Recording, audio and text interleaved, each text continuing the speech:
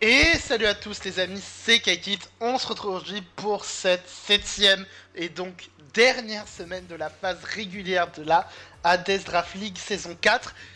Et pour cette semaine, je vais faire déjà plus de matchs que d'habitude, je vais faire 5 matchs aujourd'hui. Mais ça va pas être équitable dans le sens où j'ai un seul match de D7 et 4 matchs de D6. Alors je vous explique pourquoi. Parce que je voulais pour cette semaine en fait prendre des matchs, à la fois il y avait l'enjeu pour les qualifs en playoff, et à la fois il y avait de l'enjeu pour la D6 pour de la relégation. Déjà en D7 j'avais pas beaucoup de matchs étant donné que comme il n'y a pas de relégation, il n'y a pas encore de D8, du coup les joueurs en D7 ne peuvent pas drop d'une division à l'autre, donc forcément il y a moins d'intérêt. Et en plus de ça, les quelques games qui... En fait, il n'y avait pas énormément de games en jeu. Je crois qu'il y avait une game de Bastien underscore. Je vais vite vérifier 2 secondes. C'était pas de Bastien, pardon, mais c'était... J'ai juste totalement confondu les divisions, c'est pas grave. Mais du coup, ce que je veux dire par là, c'est que les games importantes en D7, il n'y en avait pas. C'est-à-dire que les qualifiés en playoff, à part la game entre Judas et James, il y avait peut-être un duel à distance, mais... Même je crois qu'en fait non, il était déjà réglé le duel à distance quand j'ai regardé. Donc à part ces deux-là qui sont tous les deux en 3-3 qui se battent, donc tous les deux pour une place en playoff, à part ça c'était déjà réglé des autres côtés. C'est-à-dire que les 4 premiers étaient déjà connus, c'est juste l'ordre des poules. Et par contre en D6, la course à la relégation elle a été assez intéressante.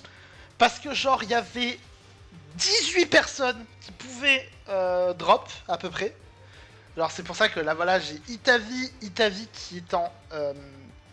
Donc voilà, ce que je suis allé rechecker c'est pas la bonne game, c'est pas grave, c'était celle-là, voilà. Donc on a Itavi contre Bastien underscore je crois, ou c'est Boltax, non je crois que c'était Boltax, putain j'y arrive pas aujourd'hui. En tout cas, donc ce que je vous explique, Itavi qui est en 1-5, qui peut se sauver sur une victoire, notamment qu'en plus Itavi a pas un mauvais goal average, donc Itavi peut se sauver sur une victoire. En parallèle, on a Zenadark contre Aeglos. Aeglos qui est déjà qualifié contre Zenadark. Zenadark, pareil, Zenadark il est en 1-5. Et Zenadark peut se sauver s'il gagne cette game contre Aeglos. On a ensuite Darkisama contre Georgetta. Darkisama qui est déjà qualifié. Georgetta qui joue aussi son maintien parce qu'il est en 2-4. Donc s'il perd cette game, il est éliminé. Mais en parallèle, si jamais il gagne cette game sur un gros score, il peut se qualifier. Et on a Ishiko contre Bounty. Ishiko qui de mémoire était déjà qualifié contre Bounty. Bounty pareil, il est en 2-4. Et si Bounty perd cette game, Bounty est potentiellement relégué en division 7. Donc il y a beaucoup d'enjeux en relégation, notamment pour la D6, donc on va suivre ça. Mais d'abord on va commencer par la D7 avec Judas contre James. Là sur ce match les calculs sont simples. Celui qui gagne va en playoff, celui qui perd est éliminé. C'est aussi simple que ça. Il n'y a pas besoin de faire 40 scénarios. Si ça avait été un autre scénario, genre si par exemple les deux ne s'affrontaient pas, ça aurait pu créer des duels à distance, mais comme c'est pas le cas et qu'ils s'affrontent tous les deux, voilà. On va y aller tout de suite sans trop tarder parce qu'il y a quand même 5 matchs à faire et j'ai fait une intro assez longue. On a donc Miascarade contre le Ferro, le petit demi-tour, ça va très certainement proc un casque brut. Ça fait mal quand même ce U-turn. Ça fait mal. Oh, et Jack Button pour empêcher le U-turn. Alors, j'aime bien l'idée d'empêcher le U-turn avec les Jack Button. Mais est-ce que c'est vraiment pertinent d'envoyer Glocking sachant qu'il va retaper un U-turn gratos? On va voir ce que t'en fais. Je pense que le but ça va être de poser une TR et derrière Chili Reception pour ramener le Ursaluna. Ursaluna qui fait un boulot dans la game. Je pense que ça va être le plan. S'il prend pas une para sur Zapdos, il peut faire un boulot monstrueux.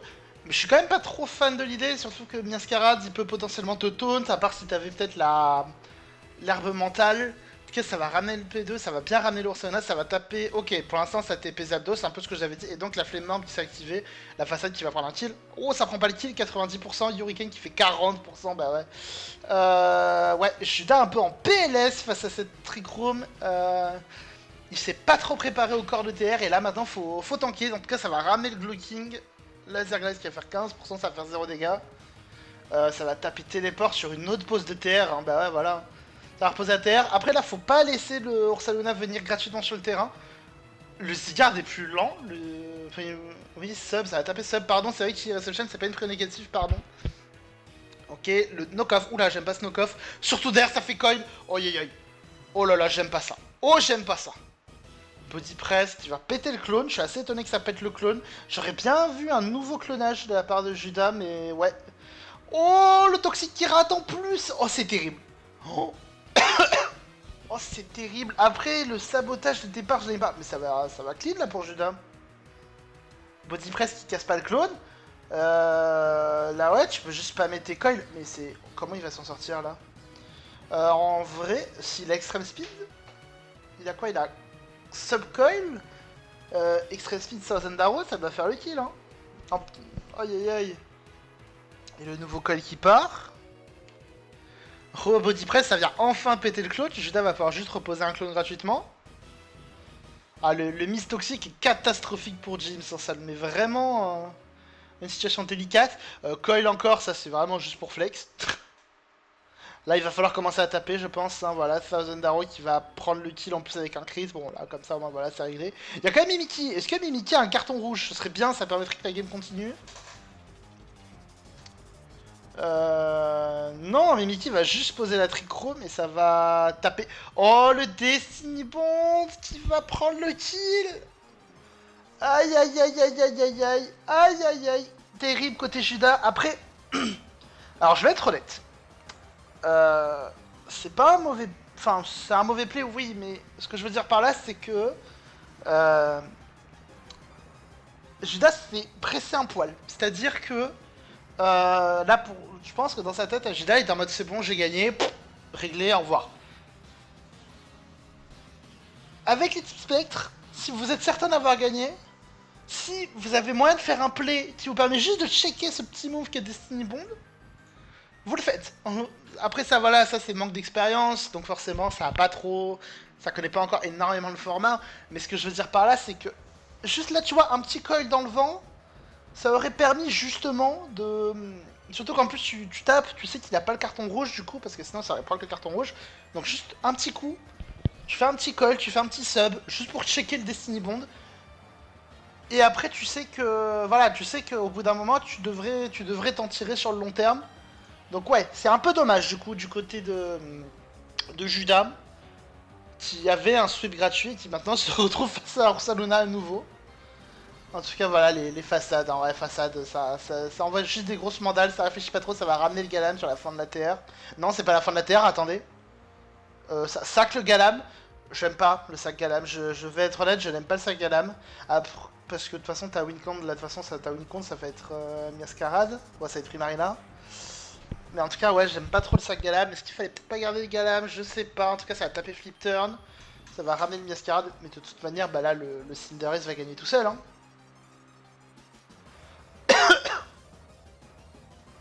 Je pense que ça va gagner tout seul. Hein. Ça va reposer la TR et ça va juste clean la game avec d'abord le Slowking puis le Ursaluna. Donc c'est donc Jinx qui devrait donc... Jinx va donc se qualifier pour les playoffs. Il va, je crois, être l'un des derniers qualifiés de sa poule. Il va faire 4ème, mais au moins, il se qualifie donc pour les playoffs. C'est dommage pour Judas, ça s'arrête là. Et donc là, on est parti pour le spectacle. Genre, là, on est parti pour le spectacle. Je vous ai dit, il y a des résultats dans tous les sens. Il y a Itavi et Zenadar qui doivent gagner. Et il y a Georgetta et Bounty88 qui ne doivent pas perdre. Donc bon, je vous propose, on va commencer donc par Georgetta contre Darksama. Sachant qu'en plus, oui, pour vous rappeler, il y a eu un sub-out en D6. Donc, du coup, la personne qui a sub-out, je sais plus, je crois que c'était Sulfura 52, je crois, je ne sais plus exactement. Mais du coup, et c'est Choupi qui avait in. Choupi ne va pas descendre en D6, même si, bon, enfin en D7, je crois qu'on verra plus de Choupi avant un petit moment. Mais sinon, il y a donc 2 places de relégués en D6. Et donc ça se joue entre ces 4 là. On va commencer Georgetta contre Darksama. En plus, ce que je vous ai dit, c'est que Georgetta, si Georgetta gagne sur un gros score et si Yumi perd sa game sur un assez gros score, Georgetta peut potentiellement se qualifier. En attendant, ça a posé le spike sur le bullet punch et ça va se faire burn le Mega Scizor. Ça, c'est catastrophique. C'est catastrophique de se faire burn le Mega Scizor. Ça va quand même réussir à défog les spikes. Ça, c'est quand même une bonne chose. C'est un Mega Starmie du coup, parce que le Frostless de base, voilà. En tout cas, ça ramène le Great Tusk ou le Proto attaque. Il va peut-être taper Bulk Up. Non, il va taper les rocs. Ouais. Pour ramener l'Enturne. Ouais. Ouais, bon, il était Shukaberry quand même. Mais ouais, il était full HP, full def Shukaberry. Je suis assez partagé sur ce qui vient de se passer. Le booster attaque pour... le booster attaque pour ça. Mais pourquoi je parle de Mega Starmie, c'est Mega Flood, pardon. Mais du coup, le booster attaque part dans le vent pour poser les rocs. Pour derrière sac ton Greatest sur le lance. J'aime pas trop. J'avoue, j'aime pas trop cette phase. Et ça va ramener donc le Mega Flood. Mega Flood, par contre, c'est un setup fodder. Lanture, on peut faire gaffe. La Fobble Switch. Oh, ça a tapé toxique. Oh, c'est fini. Oh, la game est tellement terminée. Parce que le Mega Scizor il est burn. Bon, après, Mega Scizor il est quand même à 82%, mais il est burn. Ok, le Moon Blast qui va one shot le Cyclo. Wow. Wow. C'est quand même un peu jouissif de voir des Tinglus faire one shot. Mais wow. Ça va être dur là, non? Bullet Punch, ok. Ça casse le clone, ça va. Moonblast 40%. Là, t'as pas de choix, faut retaper un Bullet Punch, ça va donc ramener le Scizor. Ouais, ça va taper le T-Fox, ça va quand même anticiper le switch, ok. Ça va taper la Danse Lab sur le U-Turn, ça va sûrement ramener le Moltres. Y'a pas genre Natural Gift? Ah bah, de toute façon, ça dépassera pas. Et le Overhit qui va rater, bon. C'est peut-être pas plus mal que ça ait raté, mais bon, en attendant, voilà, ça va ramener le 0-8, 0-8 très dangereux, surtout dans ce match-up, bordel. Ok, Power Gem. Power Gem qui fait 76%, le Poltergeist qui va révéler le mouchoir choix, même si bon, sans douter. Ça va reprendre un troisième kill. Oh aïe aïe.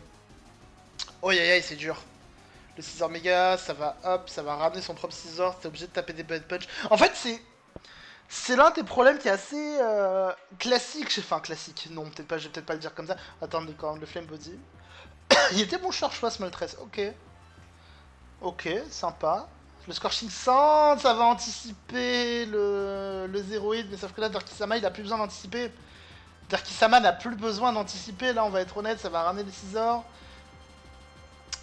Aïe aïe aïe, en tout cas, que Valiant peut faire une remontée. Après, le souci, c'est que Valiant se fait pas dépasser par non pas Starmie. Valiant peut remonter cette game parce que le Scizor est mort. Le problème, c'est que le Nihilego et Scarf, mais c'est des booster speed, ça peut passer. Ça va ramener le Moltres, ça va garder vraiment le Valiant pour la fin. Oh, ça tape Overhit. Non. Attendez. Là, ça va prendre le kill. Il est bien booster speed.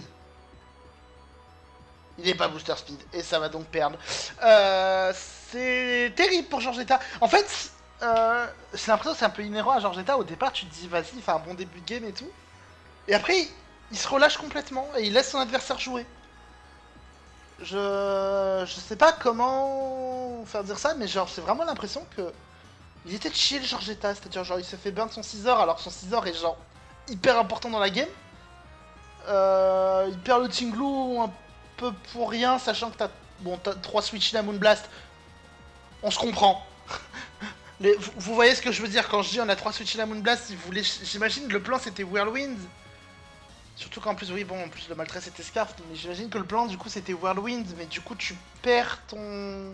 Tu perds ton check à 0-8 bêtement, sachant que ton deuxième Pokémon qui peut venir RK 0-8 est Burn, donc le Mega Scizor ne peut même pas juste Bullet Punch. Ouais, voilà, c'est une gestion qui est assez douteuse. Donc, Georgetta qui va donc perdre cette game. Et donc, Georgetta est en danger de relégation potentiellement.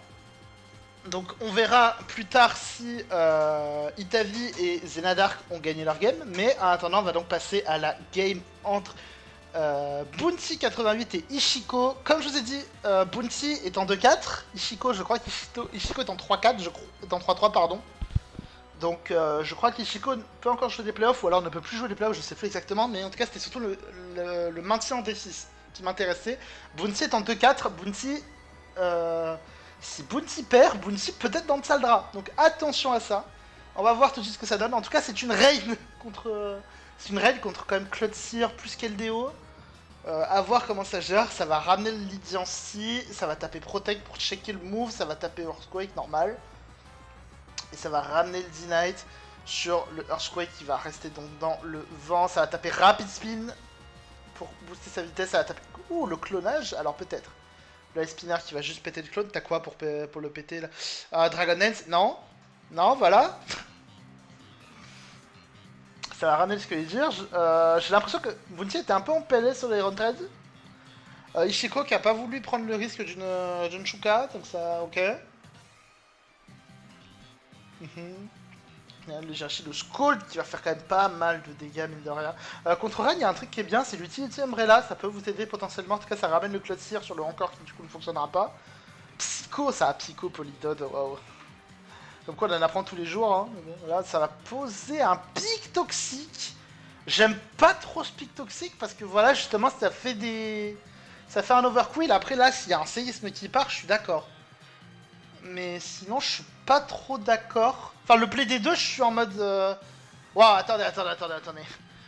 Le play des deux, je suis en mode what the fuck. D'un côté, on a.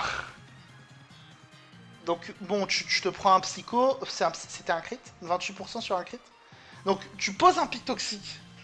J'aime pas trop ce play déjà, je vais être honnête.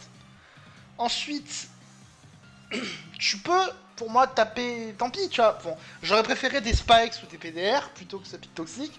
Mais bon, pourquoi pas. Ensuite, tu vas sur Jirachi parce que tu veux pas te faire encore. Sauf que, bah, dans le pire des cas, si tu te fais encore derrière, tu peux switch. Du coup, tu envoies Jirachi, mais en face, Ishiko, il envoie Overquill, qui menace quand même de se faire prendre un séisme pour enlever ce pic toxique. Pic toxique que tu peux pour le coup absorber, parce que du coup, tu peux l'enlever avec Overquill. Plus Iron Threads le prend pas, plus t'as peut-être des boosts quelque part. Ouais, bizarre, mais bon. C'est passé pour Ishiko. Ishiko a gagné l'interaction au final, hein, parce qu'Ishiko a pu enlever son pic toxique sans perdre trop de dégâts. C'est pour ça que j'aurais préféré vraiment un spike plutôt qu'un petit spike. Ça va ramener, ok, et ça va aller sur le Jirachi. Ok, d'accord, c'est bon. J'ai eu peur pendant un moment, mais oui, du coup c'est Psychic Fang. Au début, je me dis attends. Le problème c'est que là, du coup, oh là là, aïe, ça va ramener Body Slam. Ça fait 0 dégâts. Pourquoi Body Slam? Si tu veux para, tu joues cage éclair, j'ai envie de te dire. C'est plus efficace. Bon, remarque, après tu vas me dire, tu peux pas para le Iron Thread, je te l'accorde. Il y a le taunt qui est parti pour empêcher la pose des rocs. Enfin, la pose des rocs ou de SEM ou je sais pas quoi, mais bon, ok. Headbutt, ça chope des flinches à nouveau. Là, faut changer de move, Bounty. Ça va retaper The Headbutt, 23%. Et Jack Button qui va proc, c'est vrai que du coup j'ai pas noté que oui, du coup c'est pas une reine 8 tours, c'est une reine 5 tours. Ça va ramener le Keldeo, Scrotchop qui va faire 0 dégâts, ça va booster avec justifié, mais bon voilà, ça devrait pas non plus avoir trop d'impact. Red Bolt qui revient, ça va prendre Aura Sphère. Et oui, tu n'as pas l'âme nointe, ou tu n'as pas le Secret Sword, parce que tu n'es pas sous forme résolute. Donc forcément on le sait, le Aura Sphère qui part, Aura Sphère 2 qui va pas prendre le kill. Ça sac le Keldeo comme ça. La Wakan, ok, ça tank. Ouais, ça ramène le Cloud Seer, ça veut pas... Ça check le Thunderclap. Ça va taper Taunt, ça va empêcher la pose des T-Spikes, ça va poser en Squake. Ouais, ok, pourquoi pas. Le Annihilate. Annihilate peut faire très mal. Après, là, comme tu l'as pas tapé, ça devrait aller. Le Ice Punch, le Rage Fist qui devrait pas faire beaucoup de dégâts. Ça va taper Taunt sur le feu follet, d'accord. C'est passé, je sais pas comment, mais c'est passé. Mais bon, ok. Rage Fist, 38%. Le Wish, d'ailleurs, tu peux taper, je crois, demi-tour. Ça va ramener ce que je dire. Ouais, le spin qui part dans le vent. Ouah, la game. J'essaie de comprendre un peu ce qui se passe, je vous cache pas. Je la découvre un peu la game, je connais le score, mais j'ai pas vu la game. J'essaie quand même de process un peu ce qui se passe, hein, je vous cache pas. Ouh, attention. Non, ça va ramener Cold Sire, ça va prendre potentiellement un Cropsy. Ça prend un Cropsy crit. Non mais... Il était SPDF, le Cloud Sire. Il était SPDF. Alors, je sais pas ce qu'il y avait dans la draft de... Dans la draft d'Ishiko pour justifier le SPDF. Mais... Bon... Après, oui, oui peut-être c'était Raging Ball Specs qu'il fallait tanker, parce qu'en plus, du coup, si tu joues Unaware, t'es embêté, mais... Je sais pas, je trouve que t'avais mieux à faire. Là, le Cloud Sire, là, la perte du Cloud Sire, elle est catastrophique pour Bounty, hein. Enfin, je sais pas, enfin, surtout aussi, quand je vois que tout à l'heure, le Polydot, il a fait 28% une psycho sur un crit.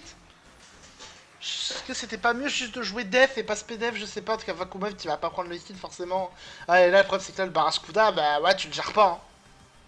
Il y a Ice Fang. Ouais. Tu le gères pas du tout. Ça a pris 3 kills, ça va ramener ça, ça a juste tapé un flip turn, reposer le Polytode et après le Barraskouda va venir clean, hein, ou même l'Aéro 13, hein, il peut clean tout seul. La para. Ouais, bah, il y a un problème de build, je trouve, quand même, côté. Il était même pas Shuka. Il y a un gros problème de build, je trouve, côté Bounty.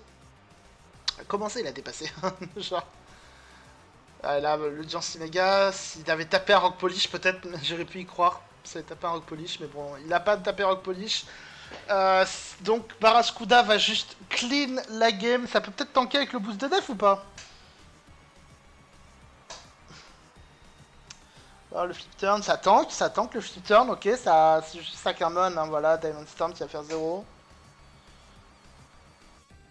C'est dommage, s'il avait Rock Polish, j'aurais pu se tenter. Ouais, non, voilà, pour moi, c'était surtout un problème de build côté Bounty. C'est pour moi ce qui a fait la game, parce que, en fait, je sais pas. Est-ce qu'il a fait les bons calls, enfin, est-ce qu'il a fait des calls, mais qui sont pas passés, c'était pas les bons calls? J'essaie de comprendre où est le problème, mais bon, en tout cas, voilà, je pense que le problème vient surtout du build, à mon avis. Donc, Bounty s'incline, Bounty et Georgetta ont perdu, ça veut dire qu'une seule chose, ça veut dire que Xenadark et Itavi ont un spot pour potentiellement se maintenir en D6 si ils gagnent leur game. On va commencer par Xenadark quand même. On va commencer par Xenadark contre Aeglos qui est déjà qualifié. Xenadark, impressionne-nous, j'ai envie de te dire. Ça ramène le Gengar contre Glimora, ça va méga évoluer son Glimora. Ça va poser Shadow Ball, ok, Shadow Ball, ça va poser des screens. Ça va poser, d'accord. Bon, match suivant du coup. Itavi contre contre Boltax. Bon, on va revenir, mais est-ce que j'ai besoin de vraiment de développer plus que ça? Je me pose la question. Tu poses des screens avec ta méga, donc ça veut dire que tu n'as pas tes screens de 8 tours. Donc là, il reste 3 et 4 tours à tes screens. Même pas, pardon, il va rester 2 tours. Ils vont rester 2 tours tes screens. Face au Metagross, tu tapes Memento. C'est pas. T'as joué un set Suicide Lead Glimora sur ton méga Glim? Alors que pour le coup, Glimora avait quand même un match-up offensif assez intéressant. Enfin, là, je suis en train de voir le 6 d'Aeglos. Le Metagross, j'imagine qu'il est à Sauvest. Ouais. Donc bon, pourquoi pas. Oh, en plus, le Metagross qui rassure avec des screens. Oh là là. Ok, Agility Mew. Je sens qu'on va rigoler. Ouais, bah ouais, on va bien rigoler. Ouais. Iron Defense, ok. Agility Iron Defense. Je vois où est-ce que ça veut nous mener. Ça ramène juste le Gengar, ça prendra pas le kill hein, avec Story Power, 80%, ouais. Tu te fais disable et tu te fais one shot. Donc je disais, match suivant entre Itavi et Boltax. Enfin, je vais arrêter de faire cette vanne, mais là je vous cache pas que la game est dure à regarder. La game est très dure à regarder. Ça ramène le low kick, first impression, hop, ça va prendre le kill, ça va re-curse body. Curse body, meilleur talent du jeu, on dirait pas comme ça. Le Zard qui arrive, Césardic, ça va taper le demi-tour, ça va ramener quad sur le dessus, ça ramène l'Ursaluna, ouais, Ursaluna qui doit pouvoir tanker un hit. Et derrière prendre le RK avec son Earthquake ou son Long Rush. J'ai rien dit. J'ai rien dit, excusez-moi, ça ramène au Garpon Wellspring pour prendre un deuxième kill. Ouais, bon, on a compris. Bah, Xenadark s'est fait péter la gueule, hein. Du coup, Xenadark part en D7, hein. Alors, à moins que ce Enamorus il arrive à faire la remontée du siècle face à un Metagross full vie. Ça retape demi-tour, ça va juste prendre le kill et le machin. Ah, plus voilà. Voilà! Donc, c'est terminé. Xenadark est donc éliminé. J'ai même pas tant de choses à dire de plus. Là, le build est pas bon. Le game plan est. Je sais pas. Je sais pas. Le but c'est pas. Enfin, le but c'est pas tu prends 6 pokés. Enfin, tu tentes. Tu prends un screener, tu prends 5 pokés au pif et tu vois ce qui se passe. Ça marche pas. Ça marche pas de base. Enfin bref, voilà, du coup, on va passer donc Itavi contre Boltax. Si Itavi gagne cette game, Itavi se maintient en Division 6. Sinon, Itavi va drop en D7, sachant qu'il y a eu la défaite de Georgetta et la défaite de Bounty. Je crois que Georgetta est sauvé. Parce que je crois que Georgetta, oui, Georgetta a un meilleur goal average que Bounty, donc Georgetta est sauvé avec la défaite de Zenadark, et donc maintenant c'est Itavi contre Boltax pour voir qui va avoir ce dernier spot, enfin qui va se maintenir en D6. Ça ramène le méga Greninja face au Darkrai Scar, ça prend pas le kill. Oh, ça par contre ça chope la para. Je pense que ça doit être un rôle. Waouh, le U-turn qui prend le KO en un coup. Waouh, ok. Ça pose la couleur. Le Dire Claw qui part, 83%. David qui va rater tous ses kills en un coup. Bon, ça va derrière, il se fait pas de show en un coup, ça va. Ça va ramener le Mega Grain, ça va sac le Mega Grain, hein, normal en même temps. J'aime bien en tout cas, Italy vraiment, il a genre 2 leads avec Mamochon pour poser les rocks, il a Smeargle, il peut faire un peu ce qu'il veut en lead. Il s'est dit d'abord je ramène mes scarfs à mes pokés et après je vois. Voilà, le Smeargle en général faut le ramener en lead.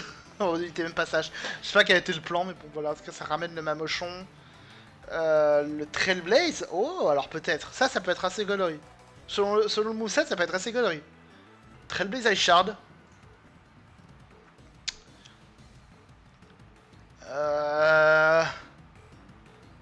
Ouais. Du coup, t'as Earthquake, et donc en gros, c'est soit t'as pas Icicle Crash, soit t'as pas Heavy Slap. Sachant qu'en plus, t'as le Electros.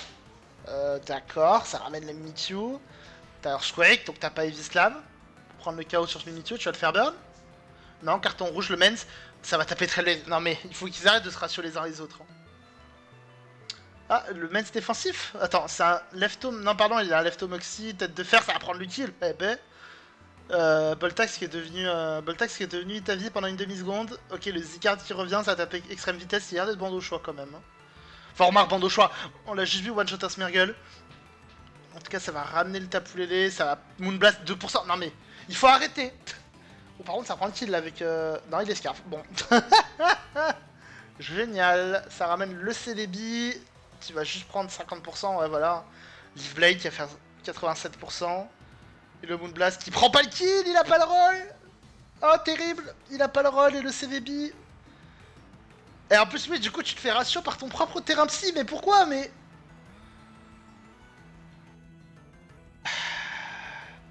Ok. D'ailleurs, close sleep. Non. Alors, ce qui est assez marrant, là où je suis quand même assez impressionné, et je vais le dire haut et fort, la D7 ça joue mieux que la D6.